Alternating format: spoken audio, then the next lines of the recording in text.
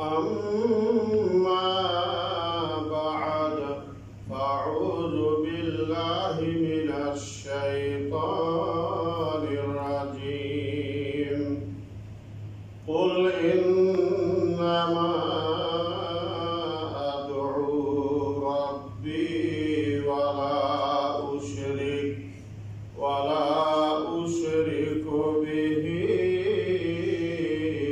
أحدا قل لا أملك لكم ضرا ولا نفعا۔ اللہ تعالیٰ نے اپنے نبی سے کہلوایا کہ اے میرے نبی، آپ دنیا کے لوگوں کو یہ بتا دیجئے کہ میں جب دعا کرتا ہوں تو صرف اپنے رب سے دعا کرتا ہوں۔ اس کا مطلب یہ ہوا کہ نبی کریم صلی اللہ علیہ وسلم رب کو چھوڑ کر، اللہ کو چھوڑ کر کسی سے بھی کچھ مانگتے نہیں تھے، کسی سے آپ دعا نہیں کرتے تھے۔ اب ذرا غور کریے بات کے اوپر، ہم سارے مسلمان نبی صلی اللہ علیہ وسلم کی امت ہے، تو ہمارے جو قائد تھے، ہمارے جو رہنما تھے، وہ بتا رہے ہیں کہ میں دعا کرتا ہوں صرف اور صرف اپنے رب سے ہی، اور دعا کرنے میں میں اپنے رب کے ساتھ کسی دوسرے کو شریک نہیں ٹھہراتا ہوں۔ مطلب کہ اپنے رب کو چھوڑ کر میں کسی سے دعا نہیں مانگتا ہوں۔ دعا کرنا ایک عبادت ہے، اور عبادت ہر طرح کی صرف اور صرف اللہ ہی کے لیے ہونی چاہیے۔ یہاں پر نبی کریم صلی اللہ علیہ وسلم جب اپنے رب سے ہی دعا کرتے تھے تو کیسے مسلمانوں کے لیے یہ جائز ہو سکتا ہے کہ وہ اپنے رب کو چھوڑ کر کسی دوسرے سے دعا کرے، یا کسی دوسرے سے کچھ مانگے، یا کسی دوسرے کے سامنے اپنا ہاتھ پھیلائے۔ نمبر 2، دوسری نمبر آیت میں اللہ تعالیٰ نے فرمایا قُلْ لَا أَمْلِكُ لَكُمْ ضَرًّا وَلَا نَفْعًا۔ اے نبی، آپ لوگوں سے بتا دیجئے کہ میں تمہارے لیے کسی بھی طرح کے نقصان یا فائدے کا مالک نہیں ہوں، یعنی کہ میرے اختیار میں نہیں ہے کہ میں تمہارا کچھ نقصان کر دوں یا تمہارا کچھ فائدہ کر دوں۔ اب بتائیے میرے مسلمان بھائی، اللہ کے رسول سے بڑھ کر کون سی عظیم شخصیت اس دنیا میں آئی یا قیامت تک آ سکتی ہے؟ کون سا بڑا ولی اللہ اللہ کے رسول سے بڑھ کر ہو سکتا ہے یا قیامت تک ہوگا؟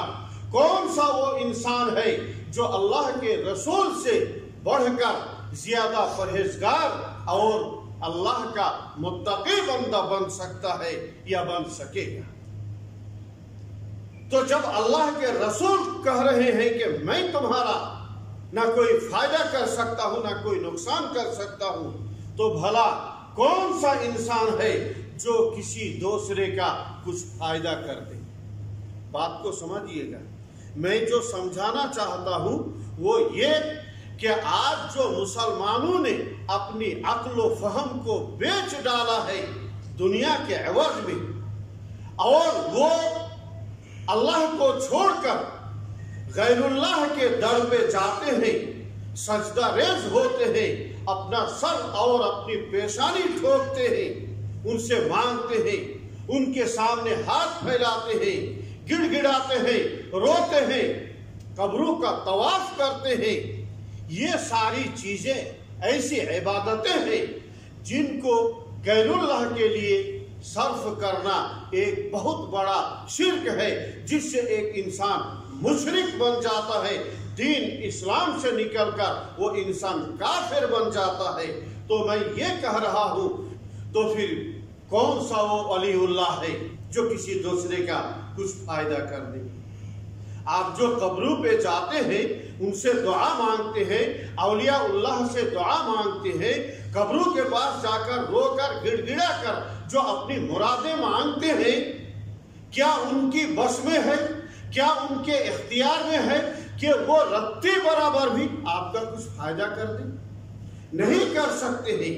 جب اللہ کے رسول فائدہ نہیں کر سکے، کسی کا نقصان نہیں کر سکے، تو پھر دنیا کا کوئی بھی انسان ایسا نہیں ہے جو کسی دوسرے کا کچھ بھی بگاڑ دے یا کچھ بھی فائدہ کر دے۔ ایک انسان کتنا بھی بڑا اللہ کا ولی ہو، بزرگ ہو، کتنا بھی بڑا نیک ہو، لیکن آج تو وہ مر چکے ہیں، آج تو وہ مر گئے ہیں نا، آج تو وہ مردہ ہے نا، آج مردہ ہو کر وہ قبر میں سو رہے ہیں۔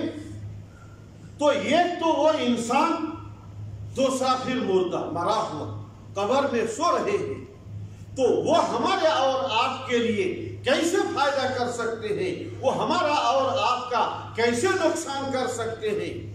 ذرا عقل کا بھی تو استعمال کرے۔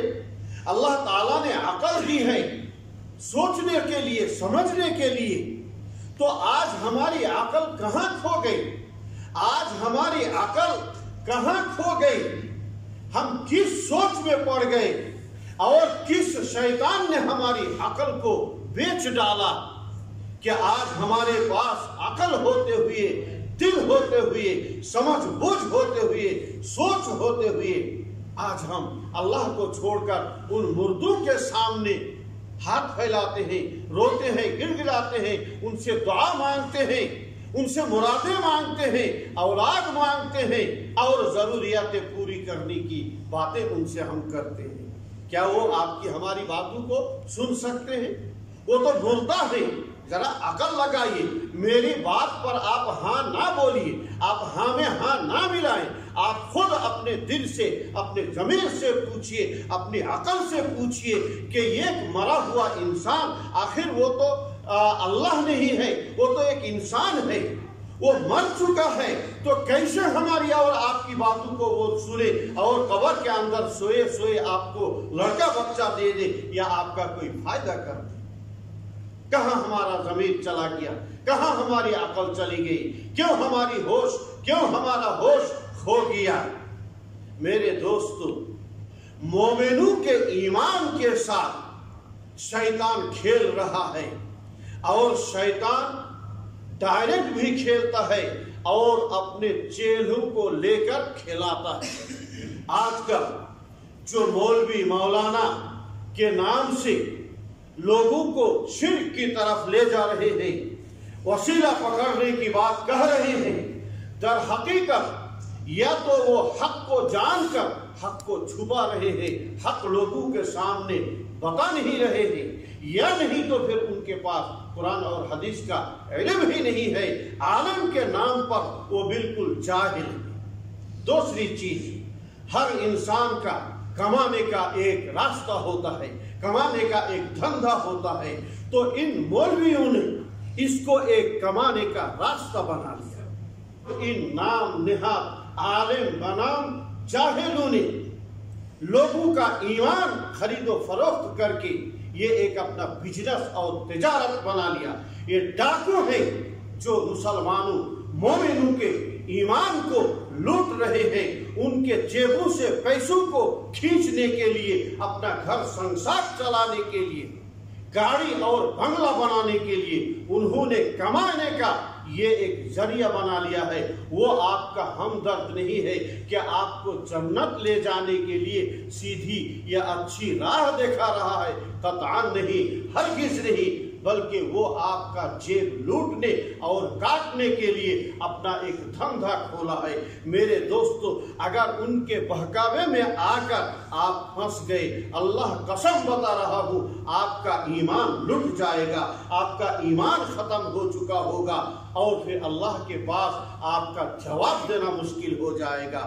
میرے پیارے بھائیوں، آپ نے تو یہ حدیث ضرور سنی ہوگی جس کا خلاصہ ہے، اللہ کے رسول صلی اللہ علیہ وسلم نے فرمایا، سارے جہاں کے لوگ اگر اکٹھا ہو جائیں، ساری دنیا کے لوگ ایک ساتھ مل کر اگر آپ کا رتی برابر کچھ بھی نقصان یا فائدہ کرنا چاہے تو وہ نہیں کر سکتے۔